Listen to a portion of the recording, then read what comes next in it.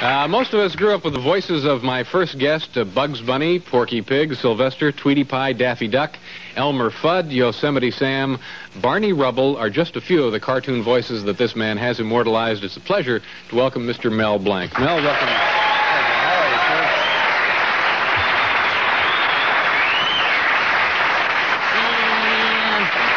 What's up, David? That's a great sweater you have there. Oh, thank you very much. I like it, too. Yeah. Now, that's not your actual voice, is it? No, I have a very deep voice. Do you remember the first voice that you did? Yes, I do. I remember the first voice I did. Now, that's your real voice right there. This is my real voice, yeah. The first voice I ever did was this.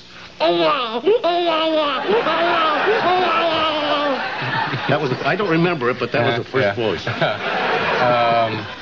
So aside from the list of folks, or list of characters that we mentioned in the introduction, what others have you been responsible for? Well, there's Yosemite Sam.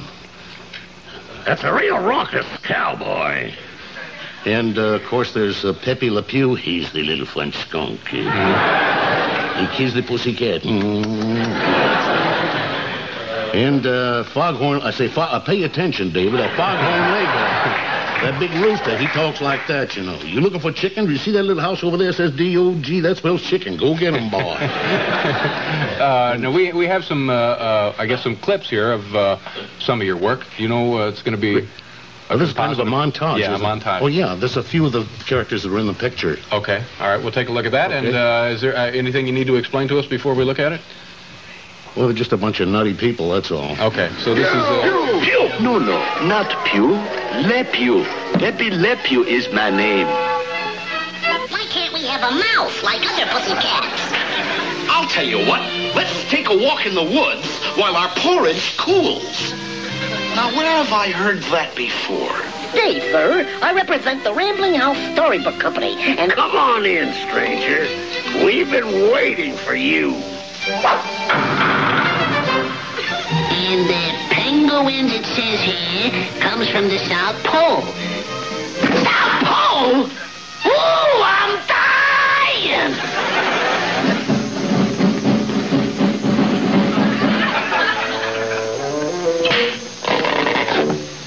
You're despicable.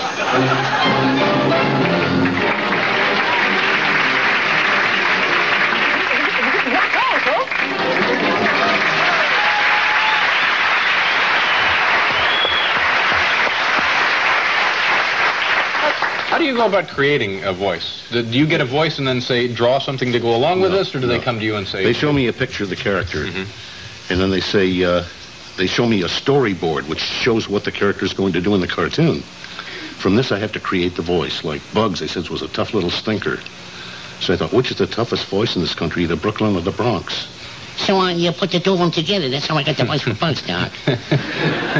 And Porky, they said, was a timid little character. So I went out to a pig farm and wallowed around with the pigs. I wanted to be authentic. And when I went back to the studio, they kicked me out and said, go home and take a bath. Which I did. When I come back, I said, if a pig could talk, he'd talk with a grunt, you know. That's why the Porky got his voice. He will be with a grunt. Now, you've done 5,000 voices? Is that possible? No, I've worked in 5,000 different cartoons. And actually, I do about 400 different voices.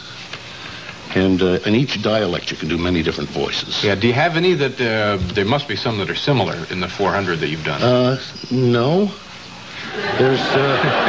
They're not similar. I mean, you can recognize each one differently. Like in one picture I show in my college speeches, there's all Italian. Like Columbus discovers America along with Bugs Bunny.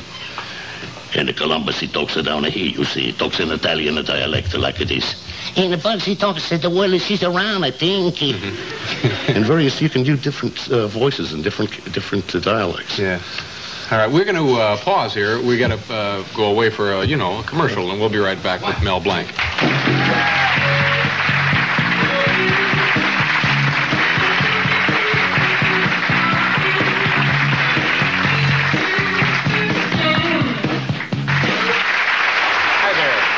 Mel Blanc is here now. Hunter Thompson will be with us later in the half hour. Marjorie Gross is also here tonight.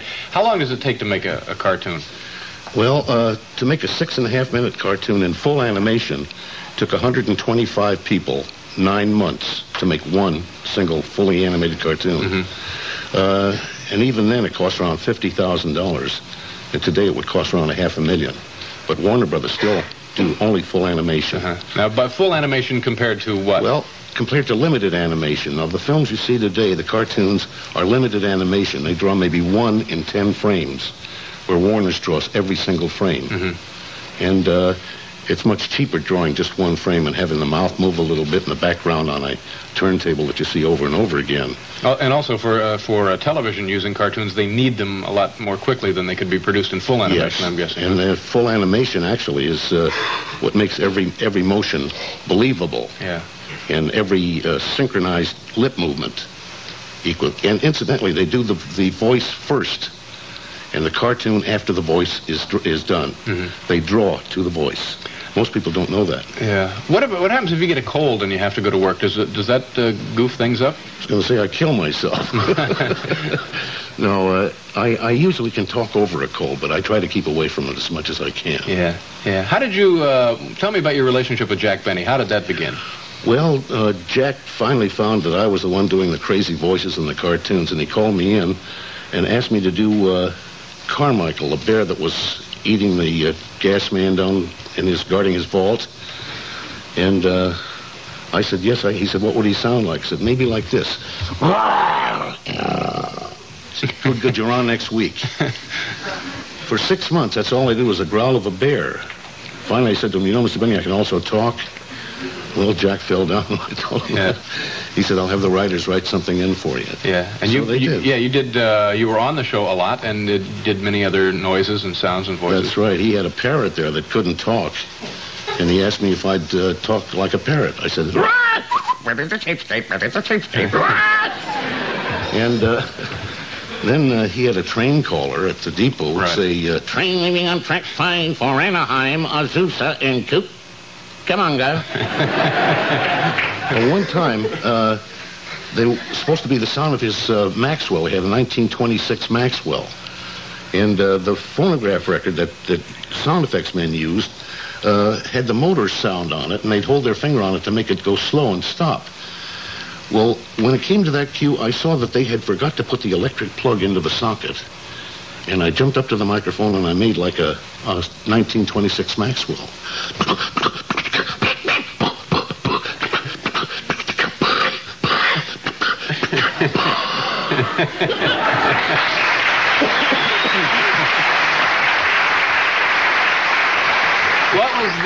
What was the character? Was his name Cy?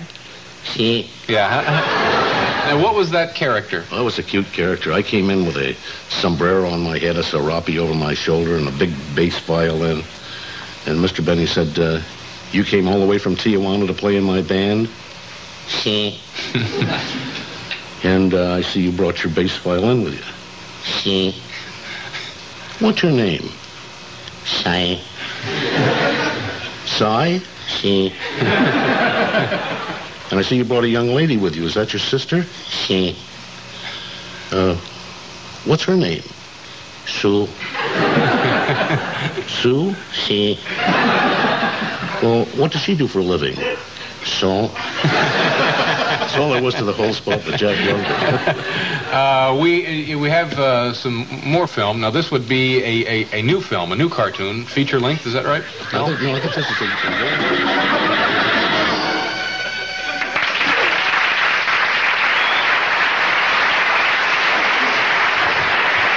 It's 1001. 1001 Rabbit Tales. Rabbit Tales. It's Bugs Bunny's third movie, 1001 Rabbit Tales. Yeah. All right. And that will be out shortly, huh? Yes, very soon. All right. It was a pleasure meeting you. Thank you very much. Thank you very much. Mel Blanc, ladies and gentlemen. We'll go away here for station identification, and we'll be right back with Hunter Thompson and Marjorie Gross.